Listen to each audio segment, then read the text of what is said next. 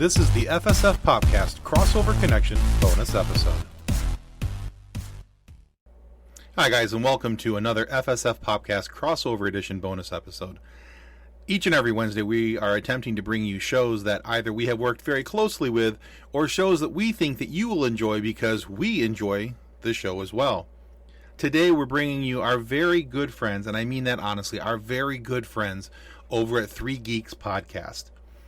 They have a fantastic show. We've worked very closely with them, and we enjoy their show. I think each of us, Kathleen, Nick, and I have all been on their show at one point or another, and we've worked a couple Comic-Cons with them as well. But this week's episode that we're sharing with you is an episode about The Last of Us from HBO and some of their favorite zombie adaptations of the past. I think you guys will really enjoy it. Be sure to go down in the show notes down below and follow them on their socials. You will not be disappointed.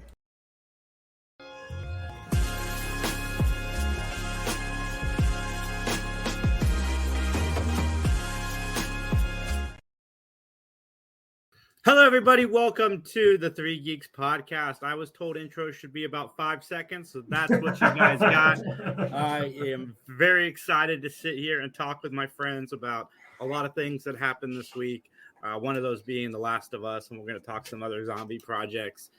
There's a lot to talk about. Lots to talk about. I was very excited to find out that Chucky was, 1, nominated for a GLAAD Award, and 2, renewed for season 3. That's great news. I'm surprised it took so long because it's one of the best shows on television right now. Also, we got a renewal of Cobra Kai. As much of a fan as I am of this series, I'm glad that they're wrapping it up on a high note, and I can't wait to see where season 6 takes us and what ridiculousness the characters are going to get into. And Only Murders in the Building is going to get just a little bit better. Like, I didn't think it was possible to add to this already stacked cast, but no, we're getting Meryl Streep. And I can't wait to see what they got in store for us there, too. What have you guys been up to? How's you guys doing today? Doing well. How are you? I couldn't be any better right now, Justin, if I tried. That's good. That's awesome. Cool. Yep, doing okay. Managing. Nice. Watched a very boring episode of Mattalk. Spoiler alerts for Mattalk that's coming tomorrow. You guys can check that out there. But, yeah, lots to get to. So did you guys have a chance to check out The Last of Us? The first 20-ish minutes, I really liked it. But yeah, I didn't get all the way through, but I've enjoyed it a lot so far. Damn it, Justin! You had one assignment this week. I know, just the worst. I haven't watched it yet either, so I'm slow on HBO shows in the first couple of episodes, and then I'll pick up probably like episode 4. I'll be like, I'm gonna check this out finally. Yeah, then you get to binge a little bit. I get it. I did watch it, and I have no marriage to the game. I know briefly what happened.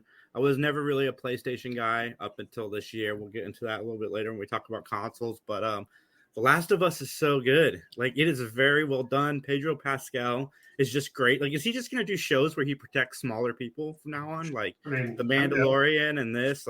I'm all for it. Pedro Pascal just continue to protect the smallings. Pedro Pascal for live action Banjo and Kazooie.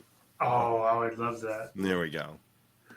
But the casting is great on this show. The writing is solid. The suspense is solid. Even the people that played the video game, this is the first adaptation in a long time where it just seems to be getting love from every angle. There's not people complaining, this does not feel like my video game. And I think the formula is right because video game movies, they always try to do something new with the source material. They try to create a new story or whatever. And when they make books, they tend to follow the book's formula. They may change some things up, but the story is, relatively the same. I'm kind of glad that they did that with this. They didn't try to make something new. They're just adapting the game's story, and I think that's working really well for them. I mean, it depends on the franchise, too, because, yeah, like you're saying, Last of Us has a pretty straightforward story. There's no flexibility. It's not like there's Last of Us Mario Party or something, whereas something like, say, Mario or Sonic or something that has a wide-spanning, decades-long franchise where they try all these different things, and when you do a movie adaptation, you're like, what do we pull from? Do we pull from the classic old-school games? Do we pull from some of the newer stuff that they've done? Do we pull from the sillier aspects and so forth? But here, it's Last of Us, it's basically, it's a novel. It's a novel, just happens to be a video game, so you stick to that, essentially. Absolutely. And there's not a lot of action in this show yet. I mean, there's a few like small pieces, but for the most part, it's pretty laid in drama. And I'm really digging that aspect of it, because even The Walking Dead at a point became, okay, we got to get this action piece in here, and we got to make sure we do this. And it felt a little formulaic, but so far they have not done that in this show yet. Does it follow the structure of the first game where you basically do start off on breakout day? Or Yeah. Okay. Yeah, it's from what I've been told from people that play the game thoroughly, so far it's fairly 1-to-1. That's going to be the hurdle for me, because nothing will beat that opening experience of the first game where you're where you're like, what's going on? Like I was given no context as to where you're going in this, and then all of a sudden that hard right into this is depressing. Yeah. I can tell you, man, even knowing the story, like I know the basic beats of the story, even knowing what happens to the daughter and so forth, it still punched me in the face emotionally, which I was really happy for. Like, it was still able to pack that punch. But well, yeah, that'll be once if it buys me on that, then I'll be in, because that's going to be the high emotional bar to clear. yeah, very good HBO Max show. It'll probably get canceled by them next week because they tend to. Just kidding, but no, check it out. It's definitely a solid 5 out of 5 for the first episode. It just emotionally packs that punch, and it's definitely something you want to go back and watch. Whoops, I accidentally threw Justin out of the show. I did not mean to do that, Justin. I Watch it, apologize. Justin. Did I demonetize us? Did I do something wrong? Go do your homework, apparently. That's right. Go watch this show. Why are you here? You should be watching the show. Yeah, Justin. How dare you sleep? Oh. So I thought it'd be funnier with Max here, but I thought these would be funny. So I'm running through like OBS, and I thought like, let's do, and then we can do this. Days since last monetization. Max's wrong way. I think Max's demonetization clock, and then I can have a timer. That's really cool. And then we can do that. That can only show up on your display, though, right? It can't show up. Yeah, but we can set it up through OBS wherever, right? I can do any type of thing. For our audio listeners, Justin has a demonetization clock and a days. Is it days since last cuss word? Days since last monetization, which is 0. Well, now you're tempting fate, because he may be listening, or he may be watching right now, and he'd be like, "Oh, it's so tempting." Yeah. We could ruin this. How can I throw a gear into the works here? That's funny, man. I like that a lot. So that's what you've been doing instead of watching Last of Us? That was last night for Honestly, me. worth it. Worth it. I thought it was fun. Nice. I did log into StreamYards this morning, and I saw a test. Was that you, the testing? Yeah, I had like 4 of those. I was trying to figure out audio. So like if I ever wanted to run through my desktop and my mic through StreamYards, and there's like virtual audio boards you can figure out, but at 11 o'clock at night, it wasn't worth it. But you definitely can do it.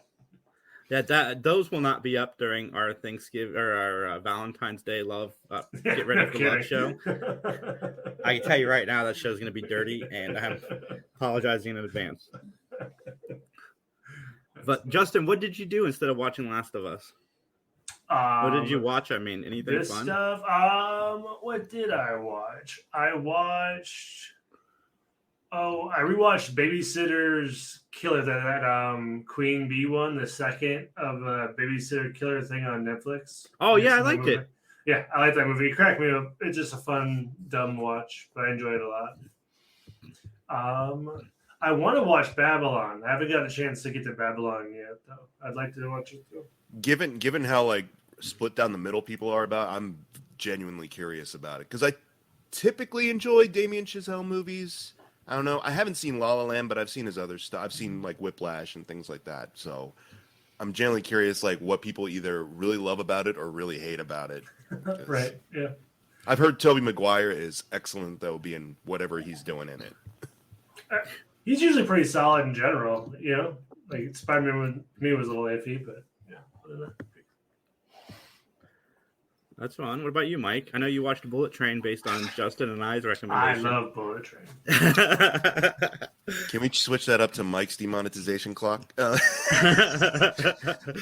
I watched a couple of things, and I got Surprised you more. watched the second one. I enjoyed things more as I was watching stuff. I started off my not early weekend, but I started off usually I get into viewing movies like later in the week, and so I watched the documentary, the hatchet wielding hitchhiker, which is about that guy from 2013, Kai, who was that meme smash, smash, smash, and then he actually committed a murder apparently. So and that was disgusting because it was like all the people, the press agents and people were like, we're gonna make this meme guy a thing. We're gonna get him on Jimmy Kimmel and we're gonna blow up his Q rating, even though he's like, there's clearly something going on with this guy that he needs more than just national widespread popularity. He needs services. He needs help. And so basically the documentary is just them being like, none of us saw that coming. And it's like, no, you chose not to see it coming, so that's on you. So terrible. Then I watched Bullet Train at your recommendation, and I mentioned to you guys in the chat, it was already kind of an annoying day, and I was genuinely looking forward to watching it. I was like, I'm going home to Netflix. I've got it on my watch list. I'm just going to settle down and lose myself to about 2 hours of silly action fluff. And it just annoyed me further because I'm sorry. I'm glad you guys like it. I'm glad there's an audience for it, certainly, but I just don't see it. I couldn't get past a couple of things. The fact that it is trying to basically try hard with a bunch of different styles, a bunch of different influences that it's clearly lifting from. The fact also, too, that the Asian actors are the more fascinating people in the movie, and it's a shame because this novel, I guess, originally all the leads were Asian, all the leads were Japanese, but instead we're left with Brad Pitt doing his bumbling around like a lovable doofus thing for the 20th time, and Aaron Taylor Johnson does it so much better in Burn After Reading and stuff like that. Here, and also I just couldn't get into the action too. I'm like, okay, whatever, characters are poop. Let's get into the action, and the action didn't wow me. Sorry, gentlemen. Yeah, I thought it'd be cool. Close quarters fighting on a train didn't work for me. Anytime they went outside the train or the big finale at the end, I'm just like, green screen everywhere. As far as the eye can see, I don't care. I don't care if it's stylized. It works for something cartoony like Deadpool. It doesn't work here for me. And yeah, none of the lead characters wowed me except for Andrew Koji and Haruki Sanada. I was like, give these guys their movie. Scorpion and Storm Shadow teaming up. Hell yeah. Give me that. Give me that. These gentlemen have far more gravitas than everyone else here. So, and then I watched Birth of the Dragon because I'm like, let's see something that has an actual Asian lead. And it doesn't, because it's Bruce Lee, it's Wong Jackman, and the imaginary white kid that they befriended to help take down human trafficking in Chinatown in the 60s. And I was mad about that. I'm like, gross, because Bruce Lee's portrayed as sort of a jerkwad in it too. So I'm just like, whatever. So after that, I decided, you know what? Let's watch Enter the Dragon, because I haven't watched Enter the Dragon in a while. And I'm like, there we go. That's a sweet spot for me. Enter the Dragon. Good stuff. I could have steered you away from the Bruce Lee movie. Sorry you had to suffer through that. It was so bad. I mean, I expect nothing less from WWE films. So. Oh, yeah. Is everyone excited for the Invincible 2 season? I saw there's a trailer release. It's coming out later this year. I mean, it's like a teaser with Seth Rogen and Steven Yeun voicing their characters, and they're just like, I hear you've been working on some stuff. And he's like, yeah, there's stuff coming. And they're like, when are we going to get it? An exact date. I expect the Seth Rogen laugh or something. But I love that Seth Rogen is killing it in comic book adaptations. Something about that just makes me happy, because he does The Boys too, right? It's him. Yeah, he's what's his name? Alan the Alien or something like that. I can't remember what the character. That's Invincible, right? He's talking about The Boys. Well, yeah. Invincible. Steven Yeun is Invincible. Seth Rogen is the orange alien with the. I think maybe I misunderstood, but Jason, you're saying Seth Rogen's a part of The Boys too, right? Yeah, The Boys on Amazon. Oh, The Boys. I'm sorry. I thought you Yeah. said The Voice. No. It's all right. It works both ways. I didn't know Yeah, it either worked one. out. Well, and he did Preacher and all that stuff too, so he's been involved in comic book stuff for a while. I'm waiting with bated breath to see what he does with Ninja Turtles, because that's coming out this year. I hope it's good. Ninja Turtles needs a win outside of the video game. Video game is It's going to be more of the family friendly Ninja Turtles stuff. Certainly, it's animated, but if he can make it somehow more enjoyable than the Bay stuff, good on him. I love the second Bay movie. I know I'm in an island by myself, but there's something about that. I mean, that I love. I'm kind of with you too, because I have that Ninja Turtle filter going for me all the time. So I'm just like, it's stupid, and it's better than the first one. So, but also, yeah, I just need something good. Yep. My highlight of the week, and we're about to watch it. I am so excited for this. This trailer looks like it's a breath of fresh air for this franchise. I am all in, and we're gonna check it out right now.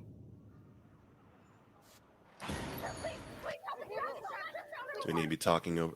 Is that what's her name? You know, Ortega's Wednesday being so popular is really going to help this franchise. Oh, Oh.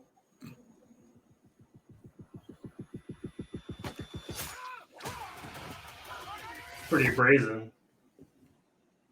Yeah. like this is just New York though. Yeah. Yeah. Like, Go to the wrong bodega. I'm like, you all might be wowed by this, but I'm like, that was moving in day for me. I think this is the best Scream trailer they've ever released out of all 6 movies, I personally. have the secret. There's a darkness inside of me. Because all the other ones have been more or less the same. It starts with a phone call It followed me and then here, goes from there. and it's gonna keep coming for us.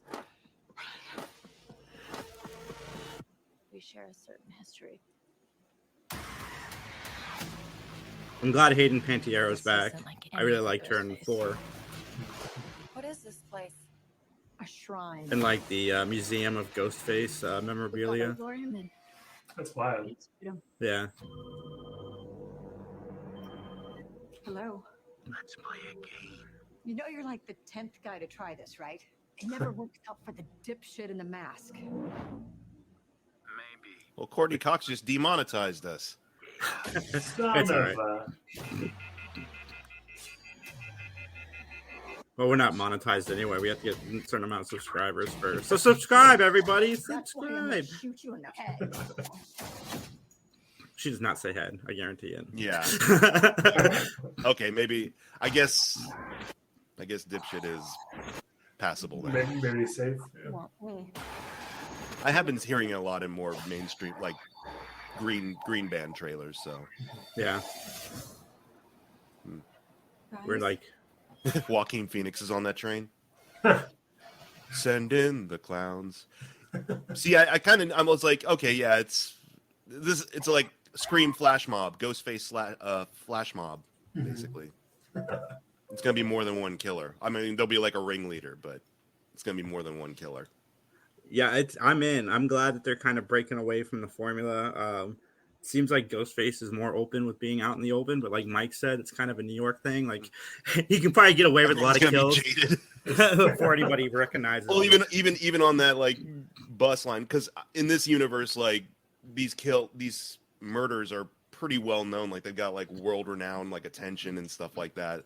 So like even on that subway scene, like people wearing Ghostface masks, no one's like phased by that, and everyone's just like, whatever.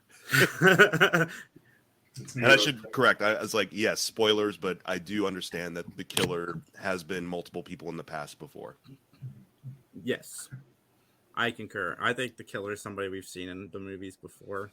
I do like that they brought Hayden back. I really liked her in 4, and we never saw a body. And Wes Craven always said she was still alive, so I'm glad we're getting her back. I guess they had to look for her. Like nobody knew in Hollywood where she was, so they had to like reach out to directors and producers to find Hayden Panettiere to try to get her in this movie. So I'm glad they did. Had to take it easy after Yeah. Heroes. Or No, whatever she had some some stuff. some issues, but she's I guess worked through them. Okay, that's good. Good for It her. looks better than 5, and I love 5, so I'm in. Justin, what do you think of that? Because I know you're a mild fan of the Scream franchise. You're not like me who just loves it and wants everything to do with it. Yeah, mild. I wasn't a big fan of the last movie. It was okay. It was fine. But, I mean, I'll go see it. I make no promises of liking it, but I'll definitely go see it. You can't. Yeah, you can't make it. I wish that I know we've had the Scream TV series before, but I kind of wish that they'd move this over to TV because I think it lends itself a little bit better. Keep the actors because you can get Courtney Cox and Hayden Panettiere for a limited series, and I think Nev Campbell not coming back is probably going to be one of the best things that ever happened for this franchise because it's going to feel a little bit more fresh, and Jenna Ortega is probably going to shift more to the lead of the series. I'm okay with that. I like her a lot as an actress. Do you give an in-universe reason why Sydney's not there anymore? It's in New York. I mean, it's probably an easy. That's it. Okay. Probably an easy way to come up with it. I'm sure we'll find something out. Give it a couple years. She'll be taking over the Jamie Lee Curtis. Like I've been living in a bunker for a while. Well, Scream sets it up for that. So, like in 20 years, they can do the sequels never happened. Here's the true follow-up to Scream 1. I totally am expecting that to happen because it even fits their formula, the whole meta thing. So it's like the Kimmy Schmidt thing. They come out of the Scream bunker. Just they find her in the ground. Unbreakable Sydney Prescott. What's your thoughts on the Rick and Morty stuff? That Justin Roiland might be going to jail. Yeah. I mean, that sucks that it turns out he's a total monster in that total regard. POS, yeah. Yeah. Crazy. Yeah, that really sucks. But at the same time, like, I'm one of those people, like, I like their show. I like Rick and Morty. I don't mind its harsher, comedy at times. It's more nihilistic kind of outlook because that actually kind of reflects a lot of my own sensibilities at times. But I'm also not, like, so overly, like, I'm not a Pickle Rick person. I'm not that obnoxious about enjoying the show that if it goes away or if they have to shuffle it up a little bit, like I'm not going to be like devastated. Like I enjoy it and I'll certainly rewatch it if it stays on HBO Max, however long HBO Max stays around. But if this is kind of the end of the run of the show, like all the best to the talent behind it that aren't POSs that I hope find great work outside of it. But yeah, I'm show okay has to die for justice, I'm okay with it. Yeah. Or it doesn't even have to die. Like there are people out there that do pretty good Rick and Morty impressions. Like I know he voices 80% of the show, but you can find ways around it, and I'm sure your diehards would understand too. I mean, there'd be some growing pains, but let's put it this way, if you're idolizing more the man, even after all this stuff has been brought to light, then there's something about your evaluation of fandom that you need to reassess. Like, because he's only the co-creator, right? So they could essentially. But he's the voices, he's Rick and Morty. So yeah, no, I get that, but you, like Mike said, you can find voiceover actors that can do just as good of a job. Yeah, for sure. So what it is, whatever it is, and. Yeah, sure. I'll be disappointed if it goes away, but also I'm like, I totally understand if it needs to go away. Sure. I agree too. Yeah, and there's a lot of it. I mean, we've already gotten more than they were expecting to give us. We had 3 seasons, and that was supposed to be the end of it, but more came. The thing is that they've always tried to take a hard line against serialization, and I don't know what they're trying to do too. Every time they feel like the viewing audience is like, oh, I can't wait to see where this leads, they try to subvert that. So that might get old fast regardless. So at this point, it's like, yeah, that's be kind of the ultimate expression on Rick and Morty. It ends on a huge, big question mark and leaves you unsatisfied. That's totally in the spirit of the show. Yeah, go watch. If you guys are big Rick and Morty fans and it gets canceled, check out Lower Decks. Wasn't that also produced by Roiland? That'd be funny. Just half of the cartoons on. Yeah, well, he's got that one. He's got Rick and Morty. I think Lower Decks is produced by his production or somebody close to the Rick and Morty production, and then Solar Opposites was. I never watched Solar Opposites, so I don't know anything about it. So, has anyone checked out the '90s show? I did. Yeah, I did. Good. I watched it with my daughter. It's not as good as that '70s show. Like if you're going into it expecting that 70s show, you're going to be disappointed. It's made for people who have a kid.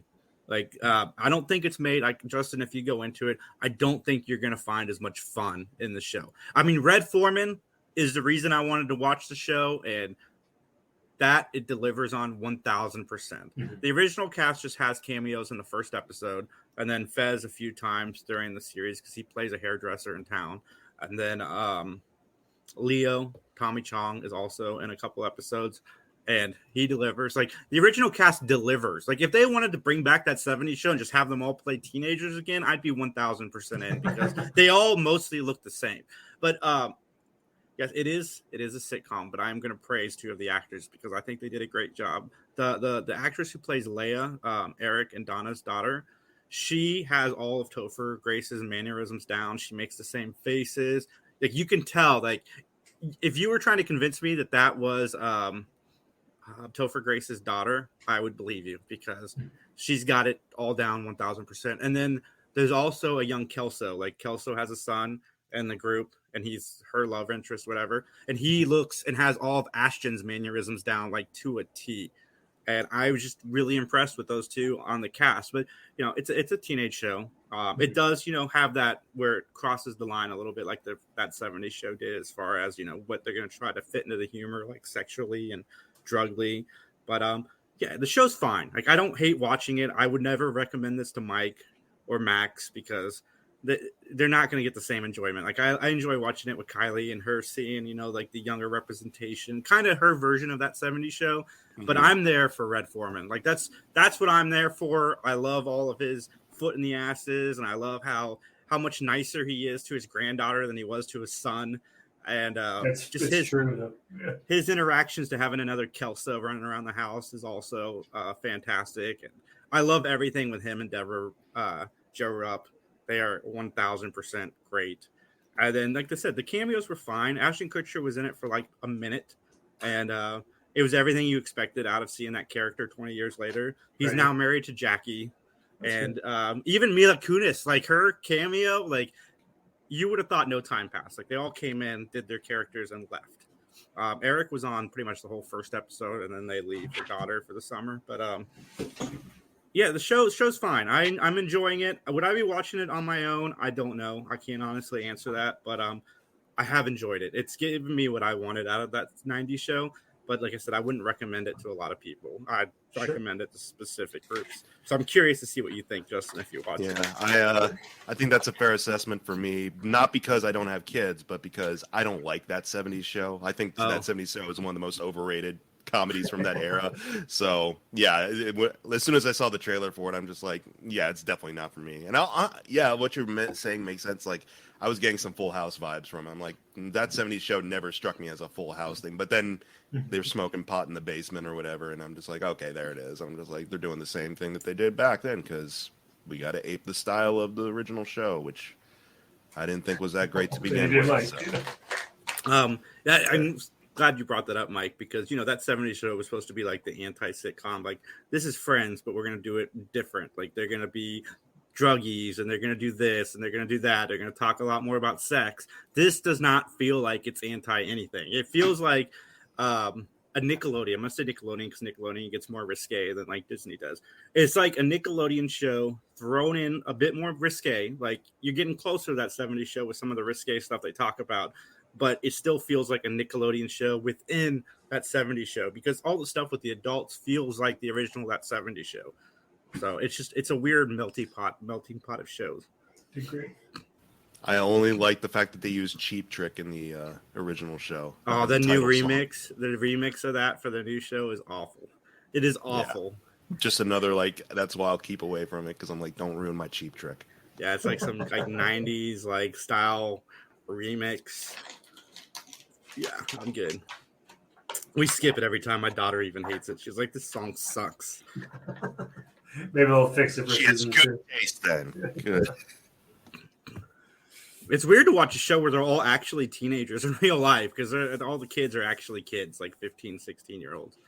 But like I said, it's good enough for me to keep watching it with her because we're having a good time together. But I don't know that I would recommend it to everybody because it's not that 70s show. Like, it has hints of it. Like, the first episode feels like that 70s show because Eric's in it, Donna's in it, and then you get a quick cameo from Kelso and Jackie. But I just want it to be revealed maybe at the end, like, oh, this is all in what's the name of that one town Wanda took over, and that they're just living in the sitcom format because Wanda forces them to, and this is just one of the phases.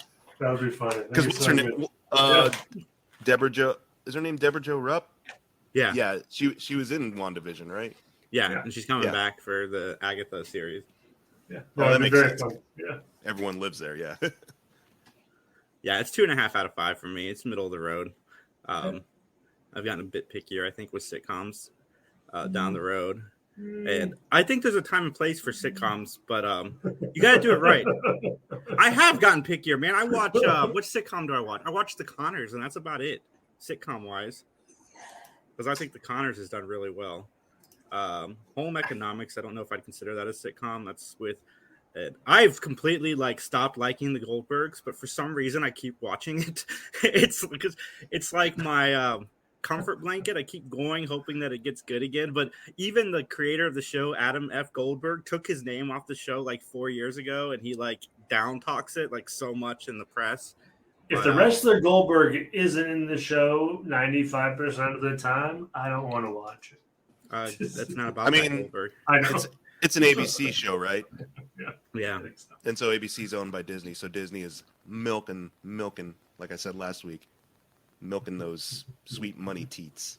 Yeah, I keep forgetting that The Connors is on ABC because it doesn't feel like an ABC show. It feels more like an NBC show because they also get pretty risque. Oh, yeah. They'll beat those horses to death. So those poor horses. Yeah, poor horses. Zombie movies. I recently watched the original Dawn of the Dead again. I absolutely loved it, and I've been watching the. I'm going to make a very bold statement right here, and I have my reasons. I think the Night of the Living Dead remake is better than the original, and the reason I say that is because Barbara is not just sitting on a couch crying for 15 minutes. She's actually a character and not just a wimp on a couch for a good portion of the movie. Because I really like the Barbara character in the second one, and I think she's better done. Sorry. Is that Send what email for the title of the show? Is this the topic of brains? Yeah. Zombies. What about you guys? What you guys been watching? Did you guys see the remake of Night of the Living Dead from the 90s with Tom Savini as the director? I think so. You I should still check need it out. the first one. But It's got Keith David is in it. It was recommended to me by Mick, and it's really good. Even Dan, I think, liked it. But I recommend the Night of the Living Dead remake because I like the new adaptation of Barbara. The movie's pretty much the same, only she's not just a damsel in distress. Okay. I mean, that's cool. I don't mind what you called the wimpification of Barbara in the original because there was clearly other issues going on there aside from the zombie thing that caused her to kind of shut down mentally and emotionally a little bit. Lost her brother. Her brother was kind of a gaslighting D-bag. So, she was already sort of mentally fragile, and then the horrific stuff really happens. So it kind of made sense in that version for her to go catatonic. I'd be curious to see what they do with the character in a different version of it. As long as it does, did it change up anything significantly in terms of the arc of the story itself, or okay? No, I think I would actually take me off because it's that's the whole point of that finale of that whole ending. It's no.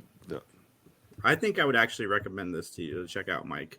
I think you might like it, or at least like the differences. And like I said, it's directed by Tom Savini. I don't know if that was his only film that he made, but I know he wanted to do some other things differently, but they wouldn't let him. So I'm curious to hear what you think about that, Mike. What kind of zombie movies do you guys like? What have you been watching? I know, Mike, you recently watched the original Night of the Living Dead, didn't you? I mean, I revisit it every Halloween, just as kind of a tradition. And like I was saying, that's why, I don't mind its antiquated kind of look at certain characters because, it was what it was for the time and so forth. I definitely like Day of the Dead.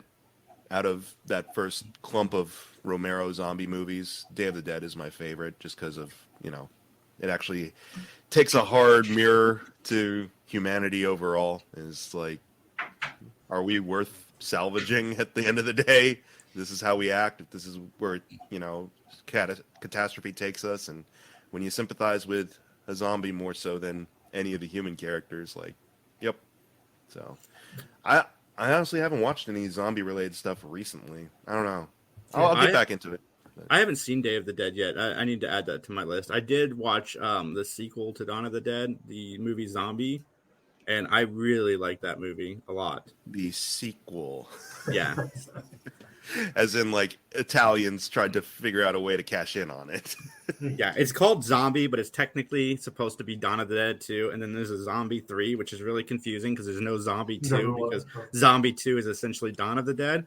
Lots of Filipinos and bit parts in those, because you get to film in the Philippines for a little bit, or at least in the West Coast where there's a lot of the Filipino people. Yeah, it felt a little bit like a Romero movie, the Zombie. I've been trying to find Zombie 3, 4, and 5, even though I've heard they're not very good, but I'm curious to see I like the zombie subgenre quite a bit, more so than I did when I was younger. If we're talking about the same Zombie 3, just get ready for any and all rules that had to do with Romero zombies to be thrown out the window, because Zombie 3 is just like, we're giving you everything. And then Return of the Living Dead is another favorite of mine. It's I had not seen that movie until a few years ago, but it's everything that I remembered stereotyped about zombies, you know, saying brains and all that fun stuff. That's a pretty funny flick. Yeah, Shaun of the Dead is still probably my favorite zombie movie, just because of how lighthearted it is. I like comedy horror more than I like horror. Yeah, it's like lighthearted and it's pretty faithful to being a zombie movie too. Yeah, for sure. And so I got a PS5 recently, and I for the first time in my life, I think like a PlayStation console is better than an Xbox or Microsoft console, which I'm really surprised by. I still like my Switch better because I like Mario and Donkey Kong and stuff more than any other game in the world. But I think I mentioned it last week. I've been playing Final Fantasy VII, the remake, on the PS5. And the thing that I really like about the PS5 is I think their version of Game Pass is better because you can get like actual Sony releases. So it's got Spider-Man 2, or Miles Morales Spider-Man, and you know, Last of Us 2. I think, I'm sorry to say this as a Microsoft fanboy, like I was a stan of Microsoft for a long time, and I'm telling you right now that I think PlayStation did something with this because graphics are unbelievable. The God of War Ragnarok is one of the best games I've ever watched somebody play before. Like, the story is phenomenal. I watched Tony play it. We have a lot of fun, but the story is phenomenal. The voice acting is phenomenal. The attention to detail, like that little head hanging as you're playing the game, the mouth is actually moving. And to me, as an old man watching somebody, it's like when my dad first saw like the PlayStation 1 and he saw like the football game, like, wow, that looks so real. Like, that experience is happening to me now. Like, I can't believe like that looks like an actor like on the screen almost. But they're Game Pass, man, because they actually put PS1 and PS2 and PS3 games on their Game Pass thing, and that's something Microsoft is lacking in. Like, there's not a lot of Xbox One or 360 games thrown into their Game Pass, and that's a shame because I think that they have the potential to be a pretty good service, but Sony is just really knocking it out of the park with this one. Yeah, Sony's always had really good, like individual titles. Like, I think Sony makes some of the best video games that from the like Naughty Dog and all those that get generated from their kind of internal development teams. Like, I think they're one of the strongest in that regard. Nintendo and them, right? Microsoft leans heavily into third-party like development, but I think Sony does a great job in terms of developing games. It's great. I just wish they're more multiplayer friendly or multi-format, right? Because we had to beg and plead for them to get to Steam. Well, that's what I was going to ask. Is like, have you tried like cross-play with anyone else who is a console generation below or anything like that? Like, I haven't really. Okay. I usually, but a lot of my PlayStation experience so far has been watching Tony play. Metro is the other game he's playing now, and I'm really digging that storyline too. I don't know if you guys have played the Metro series, but I haven't gotten a lot into the multiplayers or playing online. I have a friend who wants to play the new Fallout tonight online, so I might try that out with her. But not yet. But I agree with Justin. There is not a lot of multiplayer games on the PlayStation, and that's kind of sucks. But I've been enjoying playing Jeopardy with Kylie on the PlayStation 5. And I realize I'm a lot smarter than I realized because I'm doing really well with the non-pop culture questions. What's up, Sturdy? I cannot wait. Sturdy and I on the Scene Stomps channel today, we are recording, and it's going to air sometime next week. We're recording Does It Suck? Featuring the movie Waterworld. And I cannot wait to revisit Waterworld because I've seen it once in the 90s. And I remember not disliking it. Like, I remember enjoying the movie. He drank his own pee. It's bad. But I'm curious to see what this other water movie, like after Avatar, is going to be like now. I picked it up on 4K. Like, I really committed to this review. I ordered it on Amazon. I got my 4K in the mail. I am in. How much is Waterworld 4K? 50 cents? Do they give it to you? Like, it's not good. It's like $14. I've heard recently $14? There's a lot of people coming around on Waterworld. Like, bro. I mean, yeah, people. It's the reappraisal cycle. People are like, "Oh yeah, it's a hidden gem." Like, my honest opinion, because I'm not gonna be on the show, but like my honest opinion on it is that there's stuff that works. Like the logistics of that world are actually fun to kind of watch. Like the production, you can't argue that the production design is like second to none. Like stuff actually like looks like it functions really well within that world. It's just that the lead. Yeah, the concept was a lot of fun. Like me as a kid, I think it came out in the 90s, right? I remember watching it around then, but like I loved the idea of it, but man, it was boring to me. Like him peeing into a cylinder and then drinking it was the highlight of that movie. I was like, what the hell are we doing? Like, and there's something about 90s Dennis Hopper movies where you can tell he's kind of sort of checked out, but he's still trying something. So between this and Super Mario Brothers, like boom, boom. Good. That's the double feature you should watch today. Do Waterworld and go right into Mario. I don't remember it. Sturdy says he's never seen it, so I can't wait to kind of get his take on watching it for the first time and now. Yeah, well, don't let me sway you. Hopefully you enjoy it. I want you to. But yeah, you got to experience it for yourself. Honestly. Justin, it's me. Nobody sways my opinion on anything. Sure. I like what I like. Sturdy more. But yeah, I'm with you. But yeah. So yeah, no, I agree. Like. It's hard to ever beat Nintendo in my eyes because they have so many games that I like, but this PlayStation 5 is pretty slick. And I'm sure it's the same for the PS4. The only thing I give Microsoft the edge up on over PlayStation is I like their interface better. Like I like their Nintendo. I downloaded a soundboard. Let me know if you can hear this. Yes. A lot of fun. Nice. Sorry, that was loud. Look at that, guys. Maybe you can use podcast. You can use that for whenever Max is about to curse. You just be like, "That mother." Yeah. What a delay, Justin. What a delay. Dang it. I gotta get better at that. We're gonna be like live ABC in like the 90s where they would say the F word and then they'd block it. Or it was MTV, like you would hear the word and then they'd mute the word after. Yep. It definitely have to be a post process though, because curses go by so fast though that even like last week we were like, wait, did we curse? Who cursed? What? We had 2 F words last week. It was me and then Max. But that's pretty good. We've had 0 today. They go by so fast. Well, that's the thing. It's like I mean, let me highlight the demonetization clock. We're doing great. I should change it to Mike because Mike asked. But yeah, it's good. Nice. And it's actually been longer than that. Well, I paused it because I thought we had ruined it during the video. Courtney Cox almost ruined us. Yeah. So I reevaluated and said, screw it. We'll run it. But and also we were well into the, I think like you were saying, it's like only the first. Yeah, it's like of the first, video, so. 8 minutes. We're playing by the rules, algorithm. Yeah. If you're out there listening, which I know you are. Oh, yeah. Dude, I love this. Production value. That's right, guys. It only took I just have so many things to push. I'm sorry, Mike. It's turning into the morning zoo now. That's right. Yeah. Listen, golly, gee, Justin. When I use it. Yeah. I love this. We're gonna have Hulk Hogan on to talk about his recent ruffle.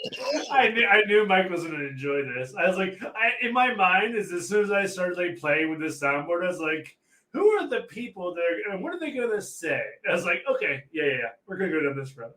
All right, everybody, 10th caller wins tickets to see Yanni. Let's get those calls in right now. Hi, you're on the air.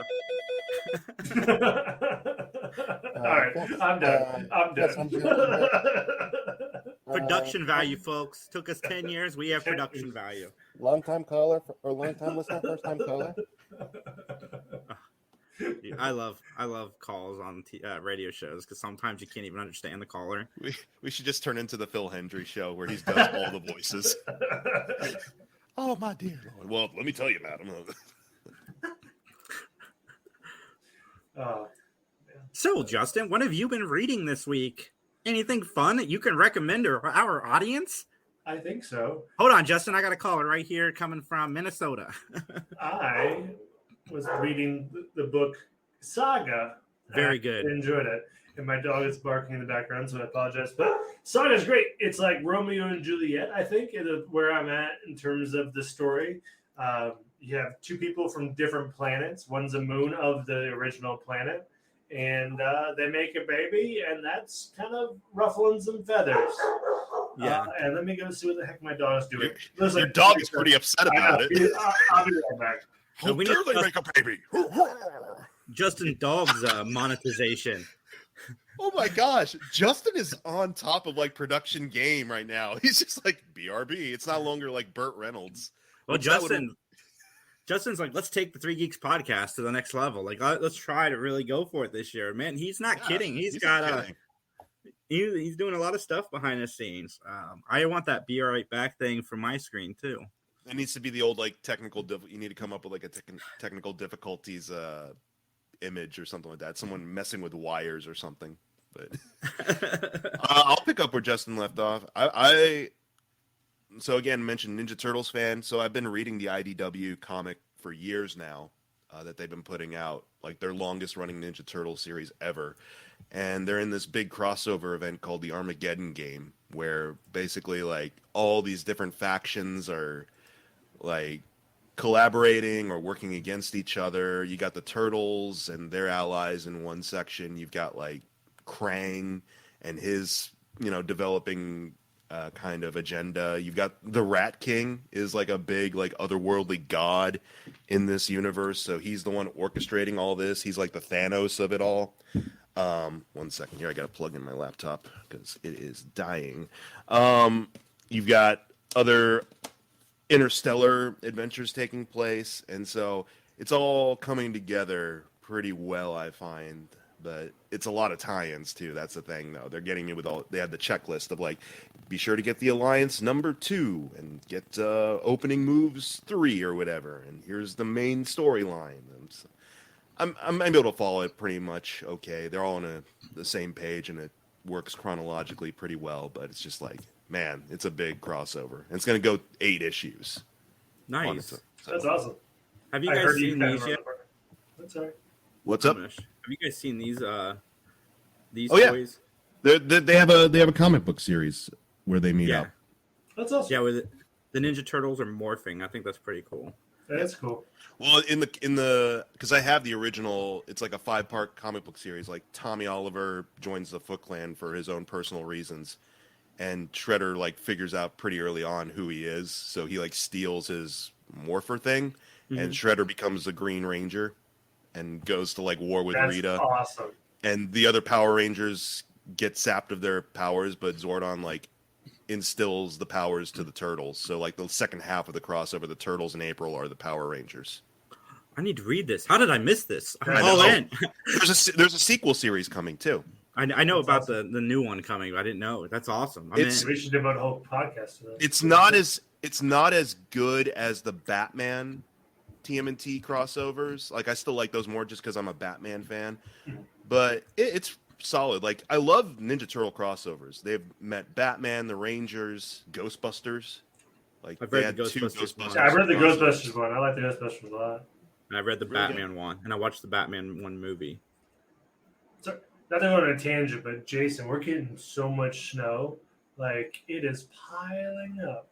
Yeah, that's really why I'm really glad we canceled the recording tonight, because my internet tends to get spotty when it's like this, and luckily so far I've been immune because I got to record Matt Talk after this. But I'm not driving anywhere today. Speaking of Rangers, I talked to you a little bit about the Once and Always special, right? Yes, I am stoked for that. I'm afraid to play the trailer. I knew I could play the screen one because I saw other YouTube channels doing it. I'm afraid to play the trailer for this, but I am glad to see like some of this original cast. Like they're coming back, and I believe it's actually like a short movie or an actual episode where they're playing their roles. And we get Walter back who played Zach. We get David Yost back as Billy. I don't know the rest of their names. We get Adam, the second Black Ranger. We get Rocky, the second Red Ranger. Kat, the second Pink Ranger. They cast a young lady to be Trini's daughter, and I'm really liking everything I've seen from this so far. And I am all in. Like I thought this was going to be an episode of their new like Power Rangers Beef Morphers or whatever it's called, and I didn't want that. Like I didn't want to watch them in that, but I am excited for this. There's no way it works continuity wise, but I don't care. Power Rangers doesn't really have good continuity anyway. But I'm all in. Like I can't wait. They got the original voice of Alpha back, and original Rita Repulsa is back as well. So is David Fielding part of it? I don't know. I've only seen like those. I know Amy Jo Johnson recently posted on Instagram. She's like, I didn't say no. I said, but I didn't say yes to what they initially offered me, and then I never heard back. So. And then there's somebody suited up as the Green Ranger in the trailer, and I know it's not Jason David Frank because he was filming something else and turned it down. Right. So I'm really curious who that's going to end up being. But I'm all in. Like I'm excited as the fan I am. I don't think they're going to win new Power Rangers fans, but it's definitely going to be fun to go back and watch. There's plenty of old Power Ranger fans. I think it'll be good old nostalgia hit for the old fans. I was watching something on YouTube. It had Walter and Austin who played the original Red and Black Ranger. And my mom's like, who are they? And I'm like, she stopped by. I'm like, it's the original Power Rangers guy. She's like, that black guy does not look like he's old enough to be an original Power Ranger. I'm like, no joke. He looks like he's still a teenager. Like, it's unbelievable. Black don't crack, man. Black don't crack. That saying exists for a reason. It's like, he looks good. Max and I were talking about that. Like, black people stay young for so long, but they're not. Like, there's a point where they just stop looking young, but it goes. That's for all of us. No, dude, look at me. I mean, we gradually build to old age. I've looked this way consistently for about a decade, so maybe there's. Mike don't crack. This side of my face. If you see like the big part that's developing in my hair somewhere. I'm gonna join a monastery in like the next year or so. That's right, Sturdy. That's right. I'm excited for that. I'm super in. But I slacked in the reading area. I'm reading my book that I've been reading, but as far as comic book reading go, I've been really like slacking. I got the Power Rangers Godzilla comic books, and I haven't read them yet. I'm looking forward to diving. I love the crossovers that they're doing in comic books in general. Like I'm all in. Like I wish they would animate some of this stuff. Like I would love to see the animated Power Rangers Turtles crossover, especially after Mike sold me on it. Like animate that. Like let's watch that. Because the last Turtles crossover was fun to watch, the Batman one. I'm sure they'll get around to it at some point. I know it's always when these crossovers, it's always like a logistical thing because different studios. Well, for a while, Power Rangers was owned by Nickelodeon, but now they're is it Disney or Disney sold them to Netflix and Hasbro. Netflix has the streaming rights. So I don't know. Hasbro and Netflix might be more willing to play than if something was owned by Disney, because like that was the thing. Is like I'm like this works great for the page, but like. Animation wise, or at least like even if you were attempting to make a feature, like how do you get like a Warner Brothers property mixed in with Nickelodeon? And they did it. So I mean, it's feasible. You just have to get all these different licenses on the same page. Right. The one thing that I like that Netflix and Hasbro seem to be doing is since the original cast left Power Rangers, they've never used the same cast for more than one season because they didn't want to pay more money. Greedy, give us money. But so far, Netflix has used the same cast in 3 different seasons. So I'm glad for that because, you want to be able to grow with characters. You don't want to just have to reset every year and so forth. I have not seen the new Power Rangers, but I'm glad that they're at least, letting this cast grow a little bit. Maybe actually paying them some money. Every Ranger we've listened to or talked to has always said how much they hung over their head around like, we'll find a new Yellow Ranger. Mm-hmm. Like, you keep messing around, you're going to find out. Yeah. Rangers need a union. That's right. It's union time. Oh yeah, they did say that because collective bargaining agreement. Well, that's what happened with the original. That's why you had, basically the new red, yellow, and black Rangers take over in the original, right? Was because 3 of them were like, look, we need better wages for this show. Yeah, you're making so much money off of our likeness, and they tried to do the Friends thing. They tried to unite the whole cast, and that's why Austin and Jason David Frank had such a problem for so long. Is because Jason David Frank's like, no, this show's paying me. I'm not gonna. Right. I know Amy Jo Johnson has expressed some regret when she left. She expressed that she didn't leave sooner with the others too. Yeah, but. Like she wanted to leave sooner, or she should. Or she should have more money. They should have wanted more money. Yeah, they were ripped off. Like the toys were selling phenomenally. It was the number one thing in America for so long. Like they should have been, a little nice to them. Like, all right, we're gonna give you guys a little bit of money. You can't even go out in public anymore without it's getting business, mobbed. man. If they can screw you, they will. I mean, I'm not thoroughly shocked that a show that is 50% borrowed Japanese footage from a Sentai show, is going to cut corners still. Like, I'm not that surprised, but yeah, that's too bad. And, given some of the stuff we've heard about what production's like on one of those shows and stuff, how hard it is, like you said, for cast members, especially if they're not being financially compensated properly. Like, yeah, it's rough. Like, yeah, Power Rangers Union. Come on, let's get this together, guys. You can do it. Yeah, we did a panel in Monroe, and they were talking about how, if they made it known that if you didn't like your role anymore, they had somebody else waiting to take over for you. Because they said that one lady got fired and was recast the next day, and nobody knew that she was even let go until they saw somebody else show up in the role. Like, hi guys, how you doing?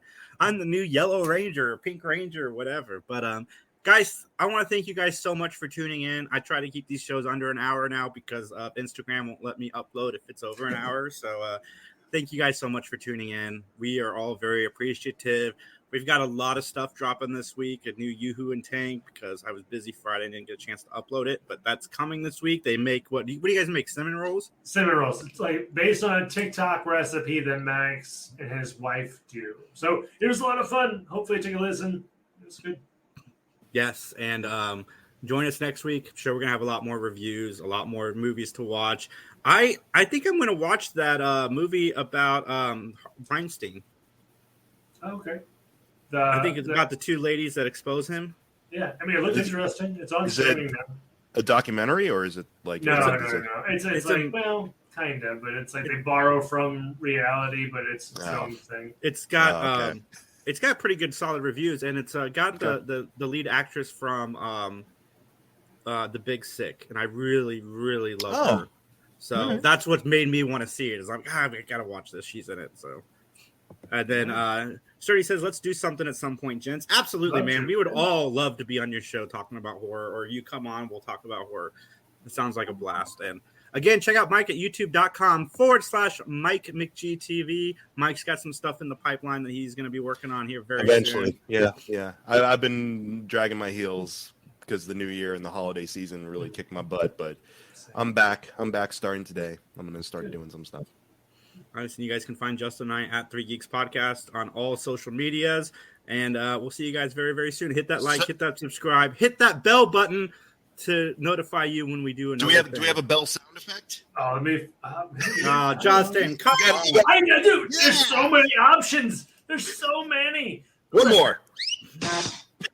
Don't worry, guys. I found it. Oh, that's a lame bell. Justin is no Fred Norris, but maybe at some point he could be. What do you want from me? Well, thanks for that, Justin. Yeah. Next up, it is Iris from the Goo Goo Dolls. That's a long fall. Good grief. There we go. Nailed it. Yeah. No Fred Norris, but you're still all I'll right. find the right one. I'll sneak in there. Sorry, Jason.